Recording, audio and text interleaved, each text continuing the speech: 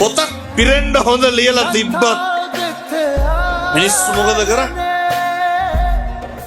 ඒකේ වැරදි විතරක් දාලා බෝරුවට සාරාංශයල්ලි. මිනිස්සුන්ට පේන්නේ අඩුපාඩු විතරයි. ඊළඟට ඔය සහෝදරයෝ මම මේ කියන්නේ අර ළඟම කීප දෙනානේ අපේ කේන්ති තරහව ඇවිස්ස බොහොම ඉක්මනට ප්‍රතිචාර දක්වනවා.